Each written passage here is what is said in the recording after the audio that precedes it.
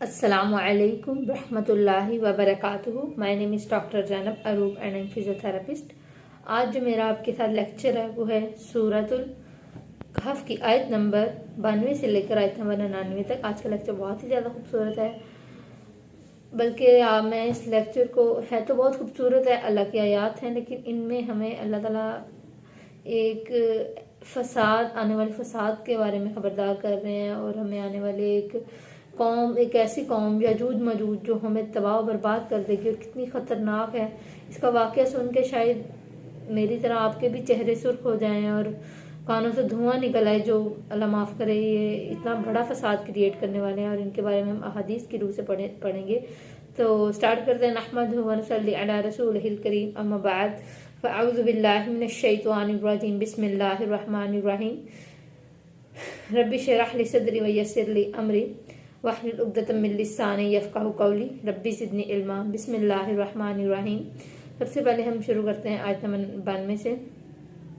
इसमें कि अल्लाह ताला ने उनको असबाब पैदा किए कि ज़ुल्करनैन को अल्लाह ताला ने असबाब पैदा किए, मतलब अल्लाह ताला हमने पीछे पढ़ा था कि ज़ुल्करनैन पहले गए थे मगरिब की तरफ, जहाँ सूरज गुरूब होता था, और वहाँ पे जाके इन्होंने हमने आपको बताया था वहाँ एक कौम थी जो कि बुराइयों में पड़ी थी, तो इन्होंने वहाँ उनके दरमियान एक अच्छी फैसले किए थे। इन्होंने उस कौम के अंदर अच्छे फैसले किए थे। वहाँ जाके इन्होंने वो जो बुराइयों में पड़ी हुई कौम थी उस कौम को अक्ल शऊर दी थी, और उनमें से जो बुरे लोग थे उनको सज़ा दी थी अल्लाह ताला के हुक्म से। और क्योंकि अल्लाह ने इनको छोड़ दिया था कि आप जो करना चाहें इनके साथ कर सकते हैं, लेकिन इन्होंने जो बुरे लोग थे उनको सज़ा दी और जो अच्छे लोग थे उनको माफ़ कर दिया था, मतलब एक अदल का बिहेवियर दिखाया था। उसके अलावा फिर ये मशरिक में आए। मशरिक में मैंने आपको इनके बारे में थोड़ा सा बताया था पिछले लेक्चर में कि वहाँ पे खैमे हैं।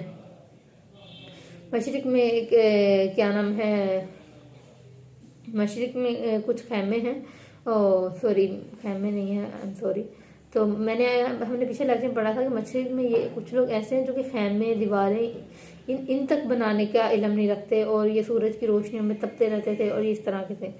अब इनकी हम यहाँ पे आगे ना, यहीं पे ज़ुल्करनैन का ही वाक़या आगे स्टार्ट करेंगे, उनको ही आगे लेकर जाएंगे। तो ज़ुल्करनैन का वाक़या है, इसमें क्या है कि ज़ुल्करनैन ने अपना सफ़र जारी रखा। उन्होंने अपना सफ़र किया और वो मोमिन जो है ना वो कभी बैठता नहीं है, वो अपने सफ़र पे, अपनी मुहिम पे लगा रहता है। हमें भी अपनी स्ट्रगल करके छोड़ नहीं देना, बल्कि हमें अगले कदम पे जाना है और स्ट्रगल करनी है इंशाल्लाह ताला अज़्ज़ व जल।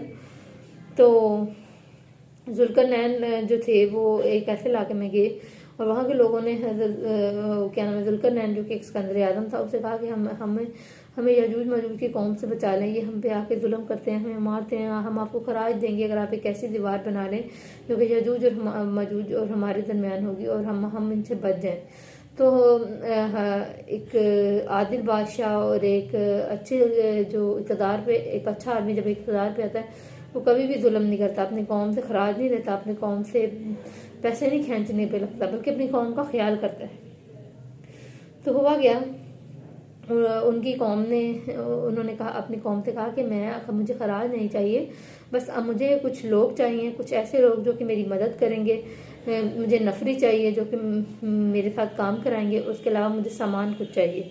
ज़ुल्करनैन ने पत्थर, वो लोहे की चादरें ली, लोहे की तख्तियाँ ली और उसे जोड़ा और जोड़ के एक दीवार तमीर की और उसके ऊपर फिर लोहे का तांबा पिघला हुआ डाल दिया और पिघला हुआ इनके ऊपर तांबा डाल दिया और लोहे की, और ये इतना मजबूत हो गया, इतना मजबूत दीवार होगी कि इसमें यजूज मजूज कोई सुराख नहीं कर सकते थे, ना इसको तोड़ सकते थे, ना इसके ऊपर से चढ़ कर आ सकते थे। और ये कुरान ने एक डिस्कवरी बताई है, कुरान ने एक खूबसूरत वाक़या बताया है ताकि आने वाले दौर में भी इसको यूज़ किया गया। जैसे कि हज़रत मोहम्मद सल्लल्लाहु अलैहि वसल्लम की डेथ के बाद, उनके वसाल के बाद सलाहुद्दीन अय्यूबी को ख्वाब आया था कि दो आदमी हैं जो कि सुरंग तैयार कर रहे हैं और तो वो नबी अकरम सल्लल्लाहु अलैहि वसल्लम के रोज़े रसूल में जाने की कोशिश कर रहे हैं। तो सलाहुद्दीन अय्यूबी ने फिर एक दीवार तमीर की थी रोज़े रसूल के गिर्द, लोहे की बनी हुई, जिसमें पिघला हुआ तांबा डाला था, इंतहाई मजबूत था कि कोई सुरंग न बना सके, और उन दो लोगों को भी पकड़ कर उनको भी सजा दी थी। उसके अलावा अब ये यहाँ तक था, ये आज तक हमारा आयत नंबर 99 तक का लेक्चर। उसके अलावा अगर हम आगे हम इसमें ये तो दीवार बनाने का तरीका था। अब हम आगे यजूज मजूज की कौम के बारे में पढ़ेंगे कि आया ये कि कैसी कौम थी। सबसे पहले हम सोचते हैं कि ये जगह कौन सी होगी जहाँ पे यजूज मजूज की कौम है और जहाँ ये सारा है। ये अभी कंफर्म नहीं है ये कहाँ जगह है, लेकिन बहुत सारी राय है कि काइकेशिया में एक दरिया है, दरिया दारियाल। उसमें वहाँ पे दरिया दारियाल के ऊपर 2 पहाड़ हैं, 2 पहाड़ों के दरमियान में एक दरवाज़ा है लोहे का, जो कि पिघले हुए तांबे का बना हुआ है और बहुत ज़्यादा मजबूत है। और कहा जाता है कि वो याजूज मजूज की दीवार है, जिसका इल्म लेकिन ईमान हमें बार बार सूरह काफ में यही चीज़ सिखाई गई है कि जिसे इसका इल्म ना हो उस पर बहस नहीं करनी चाहिए, तो फजूल बहस से बचना चाहिए। तो जिसका अल्लाह आलम, इसका ये तो राय तो है यही जगह है, लेकिन कंफर्म नहीं कह सकते कि यही जगह है या नहीं। उसके अलावा यजूज मजूज की कौम के बारे में हम पढ़ते हैं कि कैसी कौम है, हदीस की रूह से पढ़ेंगे। है कि यजूज मजूज पर एक दीवार है, वो इस दीवार को खोदते हैं और यहाँ तक खोद लेते हैं कि सूरज की किरणें या सूरज की रोशनी आने लगती है, तो उनका बादशाह उनसे कहता है कि चलो बाकी कल खोदेंगे। तो वो वापस चले जाते हैं। जब वो वापस अगले दिन आते हैं तो वो अपनी दीवार को उसी हालत में पाते हैं, मतलब ठीक हालत में पाते हैं, और दीवार फिर से वैसे ही अल्लाह ताला के हुक्म से बन जाती है। और जब इनकी कैद की मुद्दत ख़त्म हो जाएगी और अल्लाह ताला इनको ज़ाहिर करना चाहेंगे, तो ये लोग यजूज मजूज दीवार को खोदेंगे। और जब सूरज की रोशनी नज़र आने लगेगी तो इनका बादशाह कहेगा कि चलो बाकी इंशाल्लाह कल खोदेंगे। तो ये अगले दिन जब आएंगे तो फिर ये दीवार को उसी हालत में पाएंगे जिस हालत में ये खोद के और सूरज की किरणें नज़र आ रही थी, उस हालत में ये इंशाल्लाह कह के गए थे। तो ये उसी हालत में इसको पाएंगे, मतलब इन्होंने आधा खोदा हुआ था उस हालत में पाएंगे। और फिर इसको खोद कर बाहर निकल आएंगे, और जब ये बाहर निकलेंगे तो ये ठीक अच्छे लोग नहीं बन के निकलेंगे, बल्कि उसी तरह के फसादी लोग। ये बाहर निकलेंगे तो ज़मीन का सारा पानी पी जाएंगे और ज़मीन के सारे लोगों को कत्ल कर देंगे। सिर्फ वो लोग बाकी रहेंगे जो कि किलों में छुपे हुए होंगे या किलों में अपने आप को बंद करके बैठे होंगे। और यजूज मजूज अपनी जो नेज़े हैं खून लूद नेज़ों का हवाओं में बुलंद करेंगे और जब वो इनकी तरफ ज़मीन पे वापस गिरेंगे तो ये कहेंगे कि हमने ज़मीन वालों के साथ आसमान वालों को भी हम उन पे गालिब आ गए हैं, ज़मीन वालों को भी ख़त्म कर दिया और आसमान वालों पे भी हम गालिब आ गए हैं। तो फिर अल्लाह ताला इनकी गर्दनों में कीड़े पैदा कर देंगे और इसी बीमारी के साथ मर जाएंगे। और नबी अकरम सल्लल्लाहु अलैहि वसल्लम फरमाते हैं कि कसम अल्लाह की ज़मीन के जानवर इनके गोश्त और चर्बी खा खा कर मोटे हो जाएंगे और क़यामत के करीब तरीन ये फितना आएगा। और कहा जाता है कि दज्जाल के दौर में फितना आएगा, और दज्जाल का दौर मतलब नहीं दज्जाल के दौर में बल्कि दज्जाल के बाद के दौर में आएगा, दज्जाल के बाद आएगा ये फितना। और उस दौर में हज़रत ईसा अलैहिस्सलाम मौजूद होंगे और ये क़यामत के करीब तरीन है, क्योंकि इसके बाद कहा गया है कि इसके बाद फिर ज़मीन पर सूर फूंक दिया जाएगा और ये पानी सारा ख़त्म कर देंगे, समुद्रों तक में पानी नहीं रहेगा और ये बड़ी तादाद में होंगे और सिर्फ किलों वाले बाकी बचेंगे। और इतनी लाशें होंगी, इसके बारे में एक हदीस है कि एक कव्वा चलेगा और वो एक जगह से दूसरी जगह इतनी दूर तक कहाँ तक चला जाएगा, मगर उसको ज़मीन पर उतरने की जगह नहीं मिलेगी, क्योंकि ज़मीन पर इतनी लाशें होंगी। और अल्लाह माफ़ करे। और फिर हज़रत ईसा अलैहिस्सलाम को हितूर पे जो नेक लोग होंगे, जो कि अल्लाह ताला ने बाकी बचे लोग होंगे, उनको लेके हज़रत ईसा अलैहिस्सलाम को हितूर पे चले जाएंगे। इसके बारे में भी हम एक वाक़या से पढ़ते हैं, एक हदीस से पढ़ते हैं। वो क्या है कि अल्लाह ताला हज़रत ईसा अलैहिस्सलाम से फरमाएंगे कि मैं ज़मीन में ऐसे बंदों को पैदा करने वाला हूँ जिसे लड़ने की ताकत किसी में भी नहीं है, और आप मेरे बंदों को लेकर कोहितूर पर चले जाएं। उसके बाद यजूज मजूज की कौम आएगी और इनका पहला हिस्सा बहरे तिब्रिया से गुजरेगा और वहाँ से सारा पानी पी जाएगा।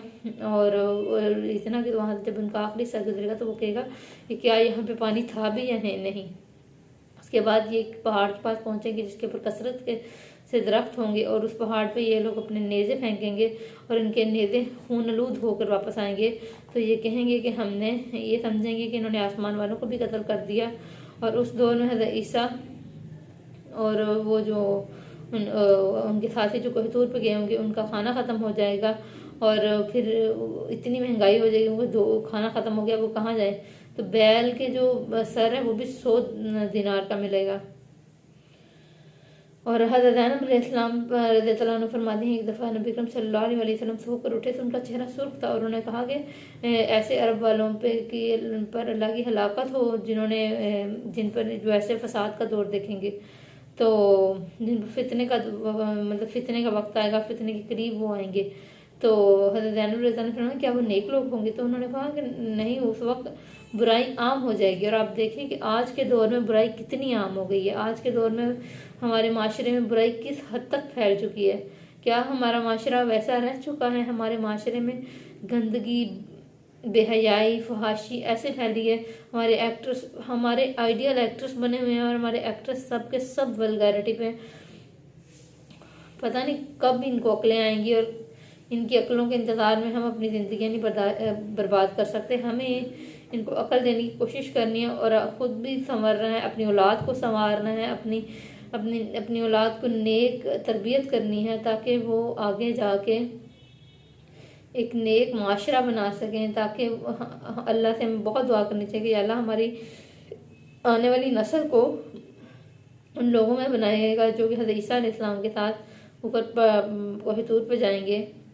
कहा जाता है यजूज मजूज की कौम नूह अलैहिस्सलाम के बेटे याफस के 2 बेटों से है।